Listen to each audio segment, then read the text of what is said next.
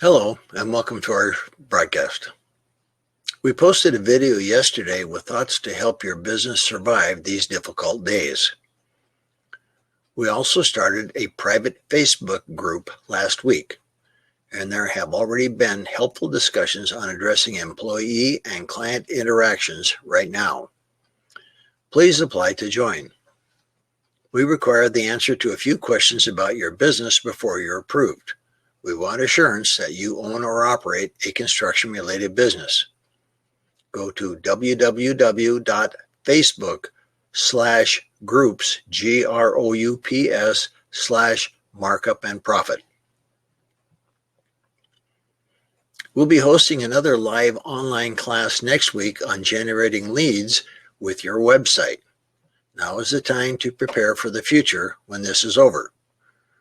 Brian Javelin will be presenting for no more than 20 minutes, and then we'll open it up for questions. The recording will be available to all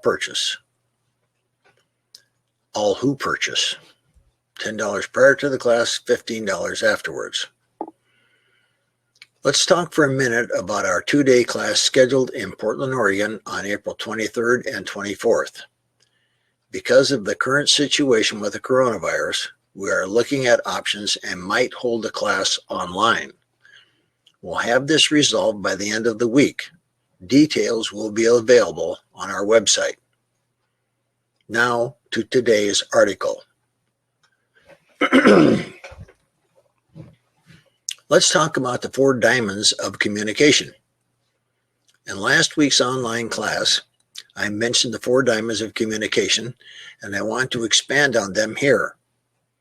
In our book, Profitable Sales, A Contractor's Guide, I refer to these jewels as the basic conversation rules. If you're wondering why I'm talking about sales in the middle of a public health crisis that is threatening your business, I want to remind you that, first of all, we will get through this. We will. There will be a day, and it isn't that far off, when your phone will ring again and the public will need your services because they're still living in homes. Use the downtime to educate yourself and hone your skills for that day. Second, sales is about communicating and interacting positively with others, and those skills are used in many situations in life.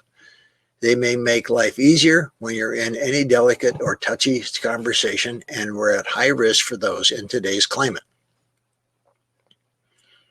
The first diamond is, may I ask a kindness? Vito Corleone used that phrase often in the movie The Godfather.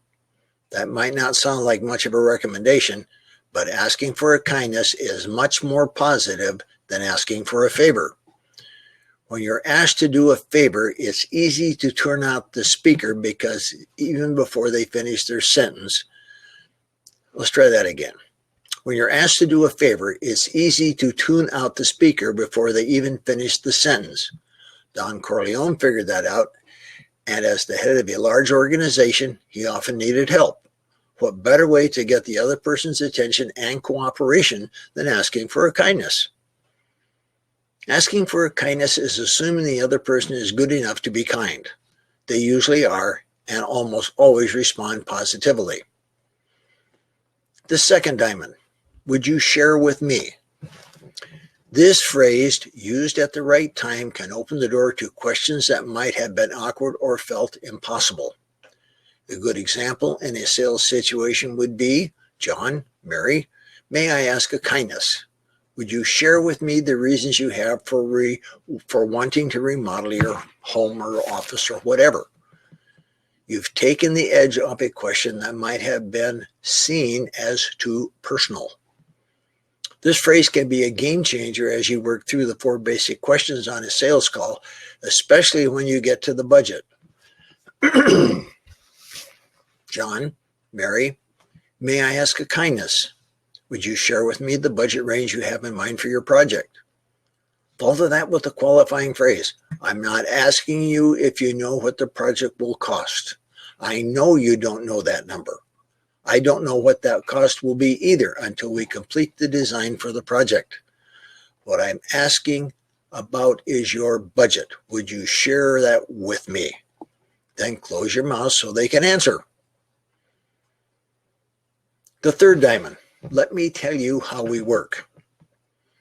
We've all run into clients who read online or heard from a neighbor or got advice from their brother-in-law on how to deal with these money-grubbing contractors. They might say, I want all the contractors to come up with a design for this job so we can pick the design we like. Then you can all bid on it. Oh, joy. Or they might inform you that they intend to furnish all the materials on the job. Maybe they'll tell you their wife's brother, Billy Bob, is going to do all the electrical work on the job. You might ask for clarification. Is Billy Bob a licensed electrician? Or why do you want to go to all the time and trouble of selecting, purchasing, and arranging for transportation and materials for this job? It helps to know their motivation, but don't let those comments get away from you. Those are red flags, and you need to gently but clearly establish your ground rules. You need to draw a line in the sand before going much further regarding what you are or aren't willing to do as a construction company. John, Mary, let me tell you how we work. A variation is, just so there's no misunderstanding, this is how we build our jobs. Both are effective phrases that help you make the transition to a gentle explanation on how the cow ate the cabbage. If you don't establish your ground rules, they will assume their statements are acceptable to you, and they'll be dictating how you work throughout the job. That seldom turns out good for you. Of course, you'll need to be prepared to enforce your company policies. If they don't agree or like how you work, you're free to walk away. You'll quickly find out what kind of customer you're dealing with, and it's better to find out before you waste a lot of time and energy putting together a job that will be trouble from day one. And that leads into the fourth diamond. Is that fair enough? After you communicate how you work, finish it with the statement, is that fair enough? This encourages cooperation. What the listener hears is they are going to be fair with me, so I must be fair with them. It can also diffuse a contentious discussion when used properly. If you think about it, we were taught from an early age to be fair with others. Everyone wants to be fair. I know my parents watched my siblings and I carefully to be sure we treated each other fairly, and most parents do the same. So, if you see the red on a customer's neck start to creep north, it's time to diffuse the situation and see if the phrase, is that fair enough, can be worked into the conversation. 4 phrases we have tabbed the 4 diamonds of communication. They work. Give them a try and you'll be amazed at how well they assist you in communicating with your customers and others. Thanks again for watching, and may the profits be with you.